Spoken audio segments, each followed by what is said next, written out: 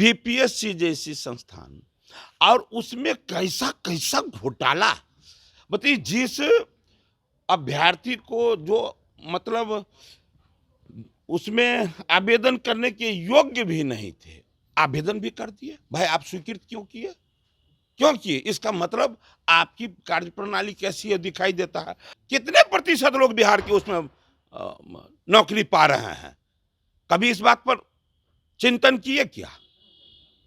आप बात समझ रहे हैं कि हम INDA, अब तो हम ऐसे हो गए, चाहे 5 नौकरी दे, चाहे 500 दे, चाहे किसी बिहार के बच्चों को हो या ना हो, हम इसी तरह करके अपना होर मचा के हम यूपी में जाकर भी चुनाव लड़ लेंगे, इसी बदौलत की नौकरी हम वहाँ के बच्चों को दे देंगे। अखिलेश जी को देखिए, कपार फोड़ने के लिए तैयार है वहाँ कांग्रेस को। और यहाँ जो है हमारे नीतीश जी जिस गठबंधन में हैं, उन्हीं गठबंधन के बारे में पिछली मतलब सरकार के बारे में वो बार बार याद दिला रहे हैं। इसका क्या अर्थ है? ये बार बार गिनाना तो हम लोगों का काम है। भारतीय जनता पार्टी जो भी विपक्ष में है, हम ना गिनती दिखाएंगे उनको कि देखिए उस समय में कैसा था। शराबबंदी हुआ, उसमें मैं भी था भाई, बंद हुआ, लेकिन शराब बिकबे करेगा ये तो तय करके रखे हैं वो। और बोलते क्या थे कि जो पिएगा वो मरेगा। भैया, पिएगा वो मरेगा, आप पिलाएगा उसका क्या होगा, उसका भी तय कर दीजिए ना, कि उसको फांसी होगा कि आजीवन कारावास होगा। नमस्कार, आप देख रहे हैं लाइव बिहार। मैं हूं आपके साथ असलम अब्बास। बिहार में शिक्षक बहाली की प्रक्रिया यानी फेज 1 पूरी हो गई है, लेकिन अब इससे जो है विवाद का सिलसिला भी शुरू हो गया है।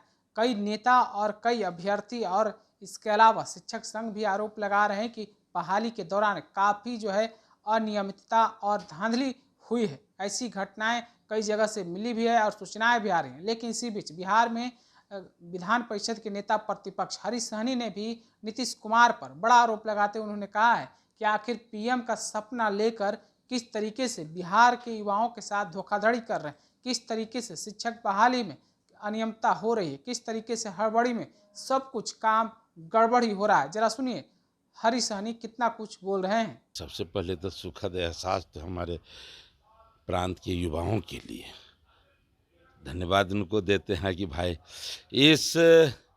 इस मौसम में भी जहाँ भारी बारिश का अभाव हो, और वहाँ भी वो धान पैदा कर लिए, बड़ी बात, बड़ी सफलता। लेकिन इस सफलता में भूलिए मत भारतीय जनता पार्टी का भारी योगदान। यदि भारतीय जनता पार्टी के कार्यकर्ता लाठी नहीं खाए होते, शहीद न हुए होते, चारों तरफ क्राम क्राम नहीं मचाए हुए रहते, तो शायद ये सरकार अभी इतनी नौकरी क्या, ये 10% नौकरी देने में भी इनको कोर फटता। इन मजबूरी में आकर, अब मजबूरी में मैं आज थोड़ी कह रहा हूँ, इससे पहले भी शराबबंदी हुआ, उसमें मैं भी था भाई, बंद हुआ, लेकिन शराब बिकबे करेगा ये तो तय करके रखे हैं वो। और बोलते क्या थे कि जो पिएगा वो मरेगा।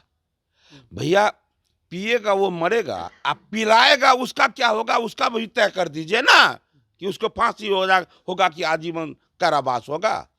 तो वो तय नहीं करते हैं, क्रेडिट लेने पर रहते हैं। अभी हुआ है जातीय गणना, भाई जिस समय में ये निर्णय हुआ था उस समय मैं भी साथ था।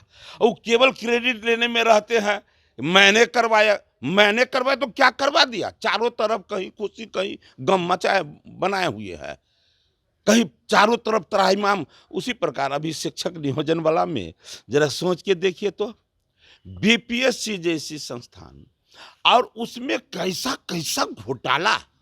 बताइए, जिस अभ्यर्थी को जो मतलब उसमें आवेदन करने के योग्य भी नहीं थे, आवेदन भी कर दिए। भाई, आप स्वीकृत क्यों किए? क्यों किए? इसका मतलब आपकी कार्यप्रणाली कैसी है दिखाई देता है। और स्वीकृत भी होता है, एडमिट कार्ड भी आता है, ज्वाइनिंग लेटर भी मिलता है। अब बताइए, आप बिहार में ले रहे हैं, कितने प्रतिशत लोग बिहार के उसमें नौकरी पा रहे हैं? कभी इस बात पर चिंतन किए क्या?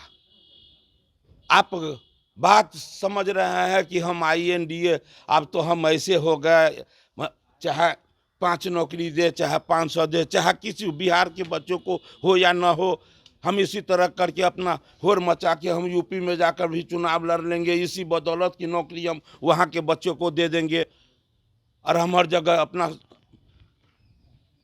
आनंद पाएंगे। तो आनंद पाने के फेर में बिहार के बच्चे को आज नाम हुआ है बिहार के बच्चे को, लेकिन आप जब गंभीरता से देखेंगे तो इसमें आपको लगेगा कि केवल नाम यहाँ का है, काम दूसरे जगह के लोगों को मिला है, नौकरी दूसरे जगह के। इसमें ही लोग होर में लगे, भाई जो काम करेंगे उनको सम्मान मिलेगा, लेकिन ऐसे नहीं होना चाहिए, इस तरह से अनियमितता नहीं होना चाहिए। अभी देखिए बहुत लोग हमारे घर पड़ोसी है, सब कुछ उसका सही है, रिजल्ट उसका अभी तक नहीं आ रहा है, वो बेचारा दर दर का ठोकर खा रहा है। इसलिए इसमें अनियमितता का मतलब घोर एकदम से व्याप्त है। नीतीश कुमार कांग्रेस से खुश नहीं है। नीतीश कुमार कांग्रेस से खुश नहीं, ये बात हम क्यों कहेंगे, ये तो आप देख रहे हैं। अखिलेश जी को देखिए, कपार फोड़ने के लिए तैयार है वहाँ कांग्रेस को। और यहाँ जो है हमारे नीतीश जी जिस गठबंधन में हैं, उन्हीं गठबंधन के बारे में पिछली मतलब सरकार के बारे में वो बार बार याद दिला रहे हैं। इसका क्या अर्थ है? ये बार बार गिनाना तो हम लोगों का काम है। भारतीय जनता पार्टी जो भी विपक्ष में है, हम ना गिनती दिखाएंगे उनको कि देखिए उस समय में कैसा था, अभी वो गठबंधन में है, अभी उनको औकात दिखा रहा है।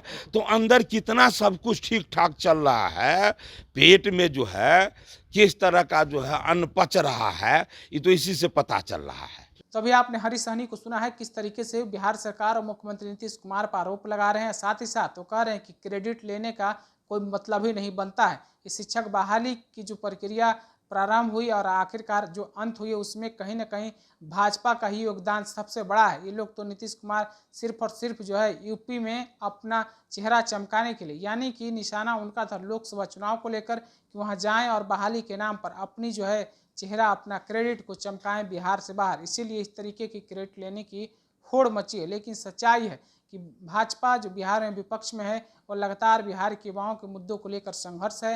इसके अलावा क्या कुछ कहा है हरीश सहनी ने, आपने खुद सुना है। आप अपनी राय क्या रखते हैं बिहार में हुई शिक्षक बहाली के बारे में, हमें कमेंट करके जरूर बताइए। तब तक के लिए बने रहिए लाइव बिहार के साथ। आपका धन्यवाद। लाइव बिहार यूट्यूब पर सब्सक्राइब और फेसबुक पर लाइक जरूर करें।